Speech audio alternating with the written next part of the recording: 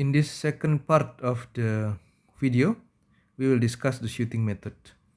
So we have discussed previously an initial value problem, which is very straightforward.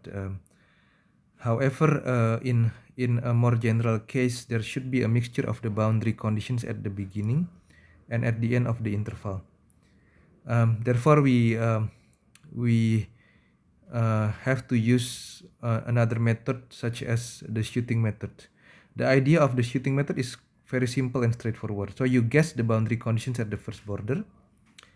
It means like if you give a value of the dependent variables at z equal a. Let's say you give it a value of, let's say, a certain value of a 10, for example. Okay, and then you solve the ordinary differential equations by an ordinary differential equation solver from z equal to a to z equal b.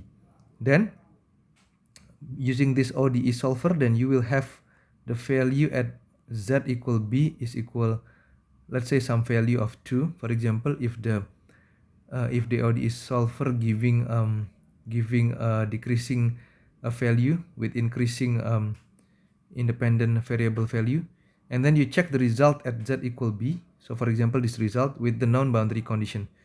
If they are not the same, then you go back to the first step. So this will be an iteration process basically. Okay. The success of this method relies on making a good guess in step 1.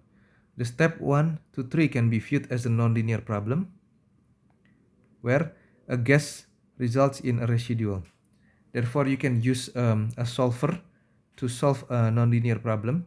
Okay, so in this particular view, that means the general shooting technique is just a nonlinear equation problem from this point of view.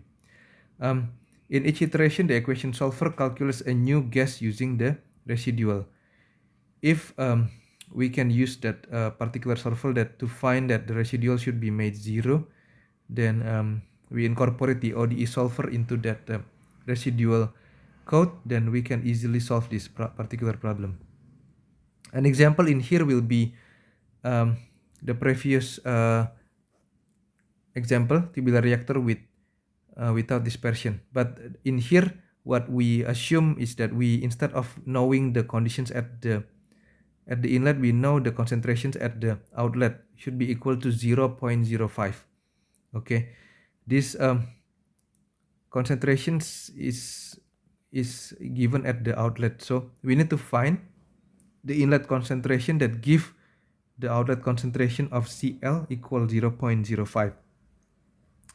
In here, the MATLAB file funchecks2.m, it basically calculates the residual between the assumed outlet concentration and the calculated one. Okay, if we use this this residual together with this the tube x1 that we defined in the previous slides. Okay, we go back into the previous slide in here. Okay, it's defined, the tube x is basically defined by these functions in here. Okay, which define this this particular ODE. Then we will get a value of C naught equal to 1.666664 in order for us to get the concentrations at the outlet of 0.05. How does this code work? I will show in the additional materials that I give in the canvas. Okay, so the funchecks2 has input variables of the C naught. Okay, the C naught in here is basically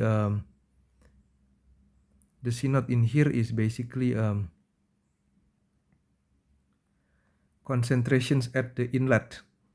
Okay, and it will give the residual as the outlet from the function.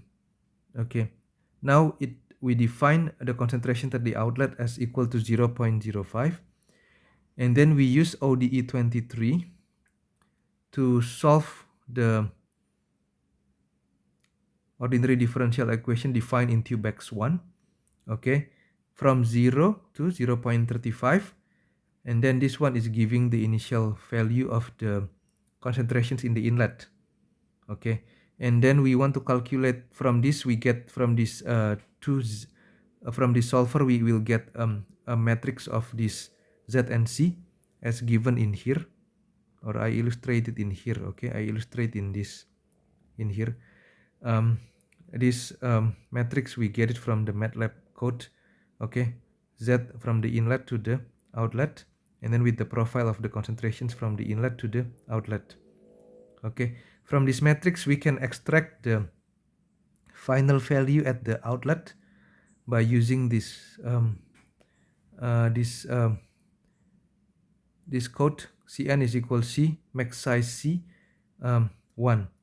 Okay, so this will be the logic. So the size of the C is equal to 13 1, so meaning 13 rows with 1 column, and then the maximum size will be the 13, because which one is this larger one between 13 and 1, it will be 13. And as a result, with this particular formula we will extract the final concentrations at the outlet, and then the residual will simply be the concentration at the outlet that we defined earlier on minus this concentrations at the outlet that we get from the ODE solver. Okay, and then to run this to run it, then we just use an F0, and F0 will basically give you the value of the C naught that will result in 0. Okay, so the residual that we want to minimize, or we want to set the residual to be 0, and then this one is using the initial guess of C naught. If we use this F0, we will find that the C naught will be equal to 1.66664. So this is in accord with what we have discussed previously. We treat this shooting method as a nonlinear problem, where we create a functions of a residual in this case, that using an ODE solver to get the final value of the concentrations at the outlet. So as a result, we only need to pass into this F0 the initial guess of the C naught. Okay, and it will carry out the iterations as many as required in order for us to get the inlet concentration that will result in an outlet concentrations of 0.05. Okay, so this particular MATLAB code shows you how to do these things. I will continue the discussions on the next example on this solving the boundary value problem on the next part of the video. Thank you for listening.